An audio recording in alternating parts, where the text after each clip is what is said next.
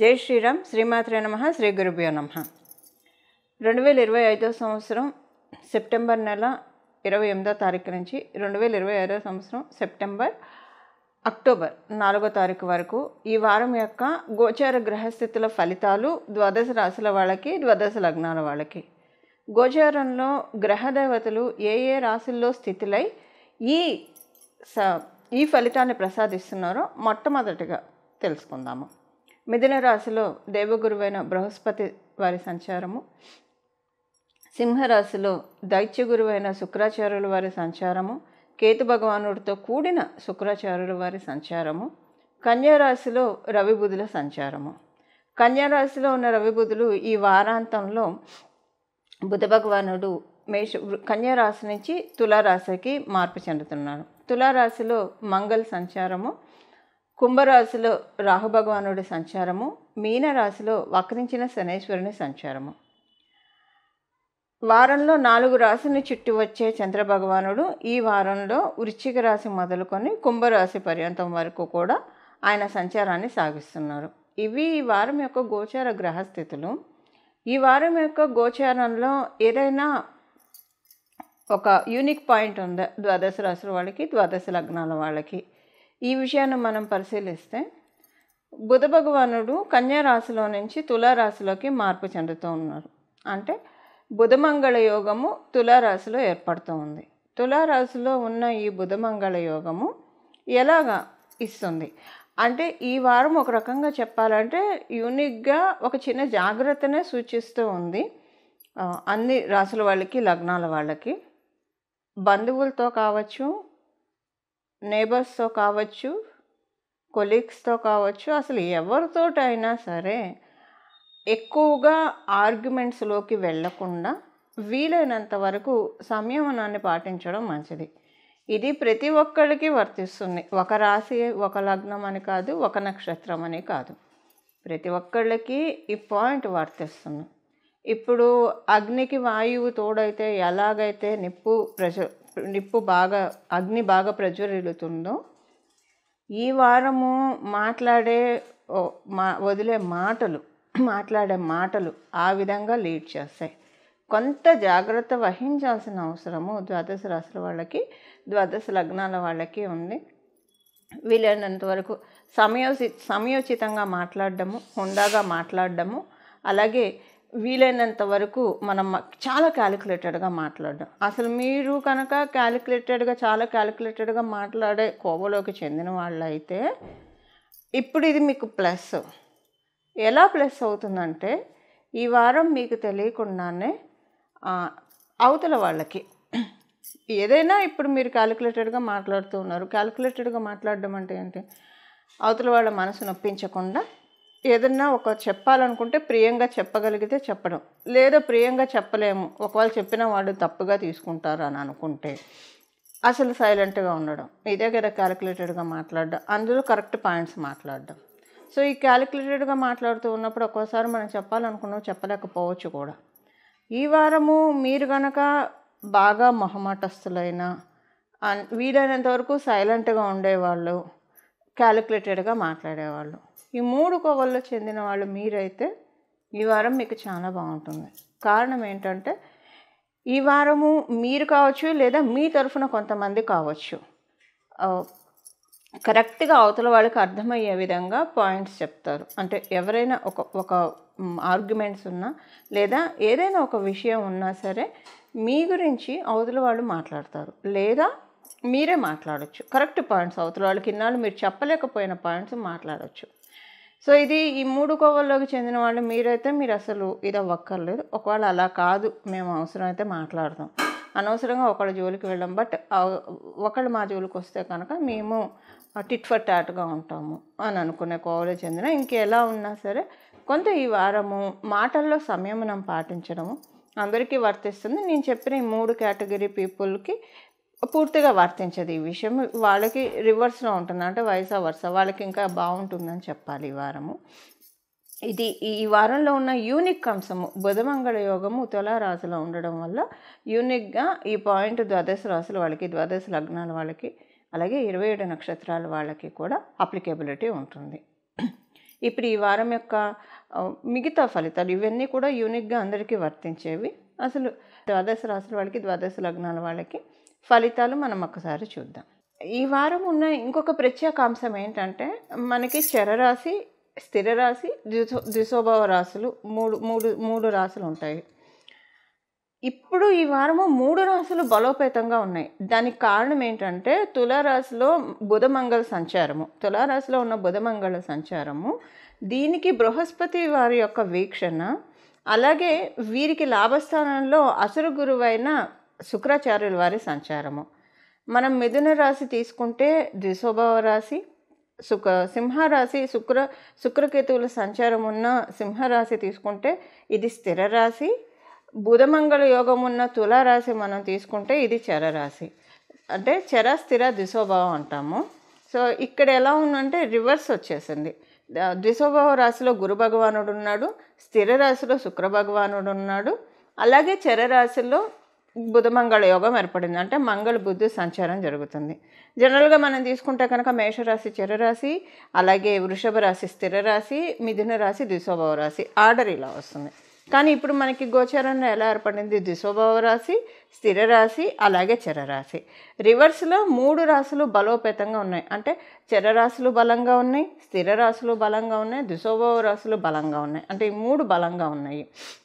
దానికి కారణం ఏంటంటే, తులారాశి నుంచి నవమ స్థానంలో గురు భగవానుడి సంచారము, లాభస్థానంలో శుక్రాచార్యుల వారి సంచారము, ఈ 3 కూడా ద్విశోభావ చర స్థిర రాశులు అవ్వడం ఒక ప్రత్యేకాంశం అని చెప్పాలి.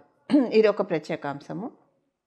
అలాగే ఈ వారము ఈ ఈ ఈ ఇప్పుడు ఉన్న ఈ గోచార గ్రహస్థితులను అనుసరించి చాలా అంటే మనల్ని మనము రెజ్యూనేట్ చేసుకోవడానికి, మనల్ని మనము చాలా స్ట్రాంగ్ చేసుకోవడానికి, మనల్ని మనము కాంక్రీట్గా బిల్డప్ చేసుకోవడానికి, మన స్టడీస్ పరంగా కావచ్చు, లేదా వృత్తిపరంగా కావచ్చు, ఏ రకంగా చూసుకున్నా స్ట్రాంగ్ అవ్వడానికి ది బెస్ట్ టైం నేచర్ మనకు అలోకేట్ చేసిన బెస్ట్ టైమ్స్ కొన్ని ఉంటాయి. ఇప్పుడు మనం ఒక పెళ్ళికే కావచ్చు, ఉపనయనానికి కావచ్చు, గృహప్రవేశానికి కావచ్చు, లేదా బారసాలకు కావచ్చు, దేనికైనా ముహూర్తాలు పెట్టుకుంటాం, సుముహూర్తం పెట్టుకుంటాం. అంటే ఒక మంచి టైంని ఫిల్టర్ చేసి ఈ టైంలో మనం ఈ కార్యక్రమం చేద్దామని చెప్పి మనం పురోహితులను అడుగుతాము.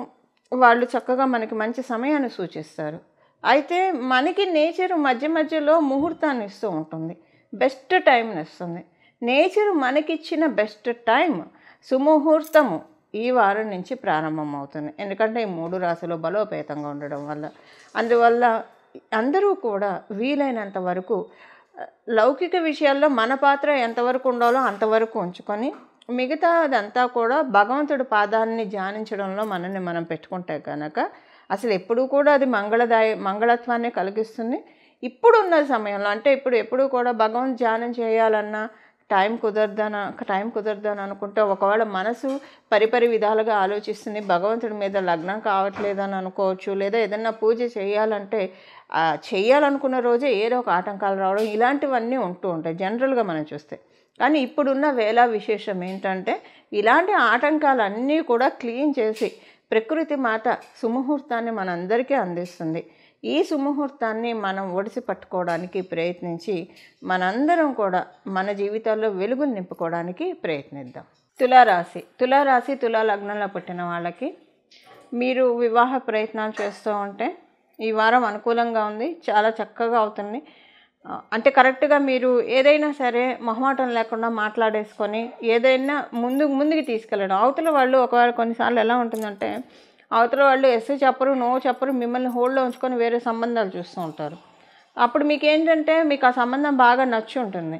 ఇప్పుడు వాళ్ళు నో చెప్తే పోనీ మీరు వేరే ప్రయత్నం చేస్తారు, పోనీ వాళ్ళు ఎస్ చెప్తే ఇంకా అదే మీరు చక్కగా ప్రొసీడ్ అవుతారు. సో ఇలా కాకుండా మీకు ఇబ్బంది పెట్టిన వాళ్ళు ఉండే మీరేంటంటే ఈ వారము మొహమాటాన్ని వీడి అడుగుతారు, ఏమంటే మీరు మమ్మల్ని హోల్డ్లో పెట్టి వేరే సంబంధాలు చూసుకుంటున్నారా, లేదంటే నిజంగానే మీ ఇంట్లో వాళ్ళతో చర్చలు చేసి చెప్దామని ఆపారా, ఇవి మీరు అడగగలుగుతారు. అందువల్ల ఏంటంటే వాళ్ళు ఏదో ఒకటి మీకు చెప్పేయాల్సిందే, ఎందుకంటే వాళ్ళకి నచ్చబట్టే కదా మిమ్మల్ని హోల్డ్లో పెట్టేది. కానీ మీకంటే బెటర్ దొరుకుతుందేమో అన్న ఒక ఆశతో హోల్డ్లో పెడతారు, లేదా వాళ్ళు కుటుంబ సభ్యులందరితోటి డిస్కస్ చేసి చెప్పడానికి ఈ 2 గ్రౌండ్స్లోనే కదా హోల్డ్లో పెట్టేది. ఏదైనా మీరు ఛేదించగలుగుతారు. మొహమాటాన్ని పక్కన పెట్టి అడగగలుగుతారు. వివాహ ప్రయత్నాలు చేసే వాళ్ళకి ఇలా అనుకూలంగా ఉంది. అందువల్ల ఏంటంటే ఒకవేళ వీళ్ళు ఓకే రైట్ అంటే వీళ్ళతోటి మీరు ప్రొసీడ్ అవ్వచ్చు. లేదంటే వేరే సంబంధాలు వెతుక్కొని అవన్నీ అవుతాయి కదా, ఇలా ఉంటుంది. ఇది వివాహ ప్రయత్నాలు చేసే వాళ్ళకి.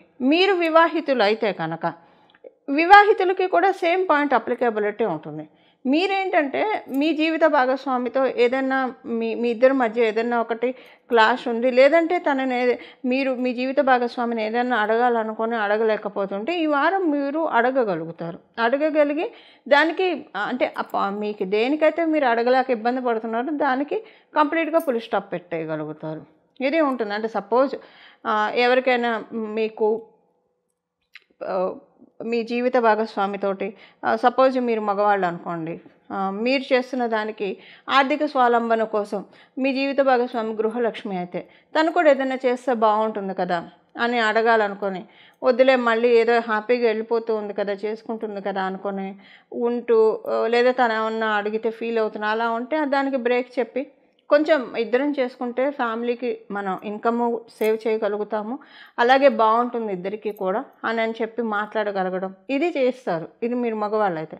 ఇన్ కేస్ ఒకవేళ ఆడవాళ్ళే అనుకోండి, ఆడవాళ్ళు అయినప్పుడు మీరేంటంటే మీరు కూడా సపోజ్ కొంతమంది ఏంటంటే ఆడవాళ్ళకి వాళ్ళకి చేయాలని ఉన్నా వాళ్ళ జీవిత భాగస్వామి ఇష్టానుసారము ఇంటిని చూసుకుంటూ ఉంటారు.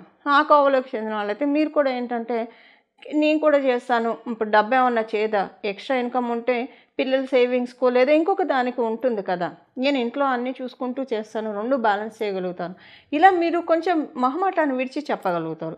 ఇది వివాహితులకి ఇలా ఉంది. మీరు కనుక ఉద్యోగస్తులైతే ఉద్యోగస్తులందరికీ ఎక్స్ట్రాడినరీ పీరియడ్. మరి మీ జన్మజాతకంలో ఎప్పుడు ఇది తప్పుతుందంటే ఉద్యోగస్తులకి, ఇది కేవలంగా ఉద్యోగస్తులకి అందరికీ వర్తించదు.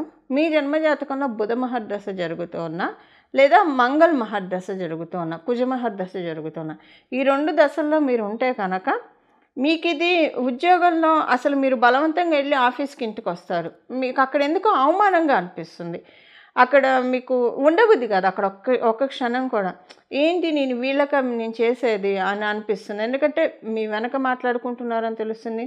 మీ ముందు కూడా వేరే వాటి మీద పెట్టి మిమ్మల్ని మాటలతో ట్రిగర్ చేస్తూ ఉంటారు. ఇవి మీకు తెలుస్తూ ఉంటాయి. లేదా మీ క్రెడిట్ను అవతల వాళ్ళు తీసుకోవడము, ఒకవేళ ఇలా కూడా కాకపోతే కనుక మీకు ఉద్యోగంలో అసంతృప్తిగా అనిపిస్తుంది. మీ చేసిన పనికి తగిన గుర్తింపు గౌరవం రావట్లేదని. ఇది ఎప్పుడు మీకు బుధ మహర్దశ కుజ మహర్దశ ఈ రెండిట్లో మీరు ఉంటేనే ఈ పాయింట్ అప్లికేబిలిటీ ఉంటుంది. ఈ 2 మహర్దశలో మీరు లేకపోతే ది బెస్ట్ పీరియడ్ అని మీకు చెప్పాలి. చాలా బాగా ఉంటుంది. అన్ని అనుకూలతలను మీరు చూస్తారు. మీకు అంతకు ముందు కంటే ఎక్కువ గుర్తింపు గౌరవం ఉంటుంది, ప్రమోషన్స్ వస్తాయి, మీ శాలరీ హైక్ అవుతుంది, చాలా బాగా ఉంటుంది రిమైనింగ్ వాళ్ళకి. ఇది ఉద్యోగస్తులకి. వ్యాపారస్తులకి వ్యాపారం అనుకూలంగా ఉంటుంది. వ్యాపారస్తులకి ఏంటంటే ఏదైనా పెండింగ్ రావాల్సి ఉండి మీరు అడుగుతూ ఉంటే వాళ్ళు పోస్ట్పోన్ చేస్తూ ఉంటే మీరు ఇప్పుడు గట్టిగా అడగగలుగుతారు.